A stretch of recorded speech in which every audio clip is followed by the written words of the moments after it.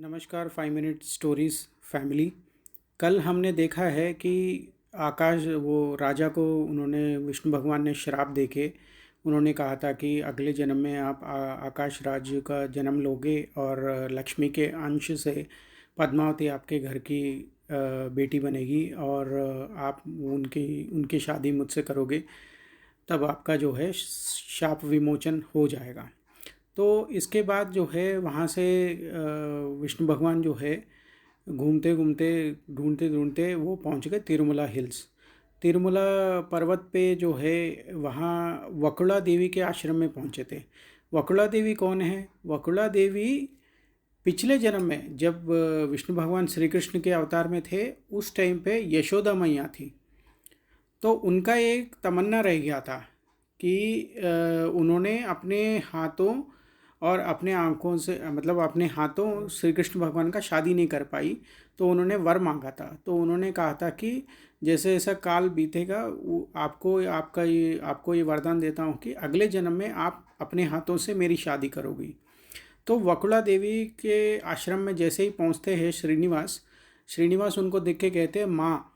जैसे ही वो माँ कहते हैं तो वो समझ जाती है कि साक्षात त्रिलोक पूजी जो है विष्णु भगवान मेरे दर पे आ गए, तो इनको जो है मैं पुत्र की तरह स्वीकार करती हूँ।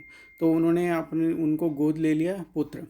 अब वहाँ पे वकुला देवी के आश्रम जो है वो तिरुमला जो है, तिरुमला हिल्स जो है जहाँ पे वकुला देवी का आश्रम है, वो एरिया पूरा जो है वराह स्वामी कौन है? जो हिरण्याक्ष को मारे थे, जो धरती को जो है अपने मुंह के ऊपर रख के उन्होंने हिरण्याक्ष का वध किया था, तो वो वराह स्वामी है। वराह स्वामी से परमिशन लेते हैं कि क्या मैं आपके पर्वत पे रह सकता हूँ, तो वराह स्वामी उनको परमिशन देते हैं। इसीलिए जब आप तिरुपति जाते हो तो पहले वराह स्वामी का मंदिर दर्शन करना है, फिर आप तिरुपति बालाजी का दर्शन करना है, तभी आपकी यात्रा पूरी होती है। खैर ये सारी बातें मैं आपको बाद में बताऊंगा जब हमारी सीरीज़ ख़त्म हो जाएंगी। तो जैसे जैसे समय बीतता गया तो विष्णु भगवान जो है वहाँ घूमते रहे और उधर वो राजा जो है प्रेत योनि से निकल के वो आकाश राजा का जन्म ले लिया। फिर उनके घर जो है लक्ष्मी के अंश से सोने के कमल में पद्मावती अवतार हुई। उनका नाम पद्मावती इसीलिए, पद्मा का मतलब होता है कमल, कमल के अंदर वो मिली है, तभी उनका नाम पद्मावती है। अब पद्मावती माँ जो है वो धीरे धीरे बड़ी होती रही, यौवन में आ गई, बहुत सुंदर हो गई, सारे कलाओं का उन्होंने अभ्यास किया है, सारे वेदों का अभ्यास किया, सारी चीज़ें किया।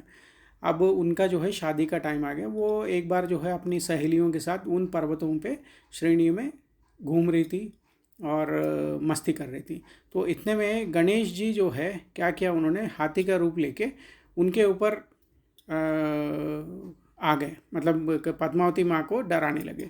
तो पद्मावती माँ घबराते घबराते भागते भागते वो जाके श्रीनिवास जी से टकरा गई। तो श्रीनिवास जी को देखकर जो है वो घबरा के उनके पीछे छुप गई। तो श्रीनिवास जी जो है गणेश जी महाराज को तो जानते ही हैं, तो उन्होंने उनको वहाँ से भगा दिया। तो उन्होंने देखा, पद्मावती माँ ने श्रीनिवास जी को देखा, श्रीनिवास जी ने पद्मावती माँ को देखा, उन्होंने एक दूसरे को जो है दिल दे बैठे। फिर पद्मावती माँ ने अपने दिल में इच्छा कर लिया कि अगर शादी करूँगी तो इन्हीं से करूँगी। तो श्रीनिवास जी जो है ये बात जाके अपनी माँ वकुला देवी को बताया। वकुला देवी ने जो है कहा, आहा मेरी क्या भाग्य है कि साक्षात विष्णु भगवान की शादी मैं अपने आँखों से देखूंगी और अपने हाथों करूंगी। अब लेकिन यहाँ पे आकाश राज को ये बात पता चली, तो आकाश राज जो है उन्होंने एग्री नहीं किया।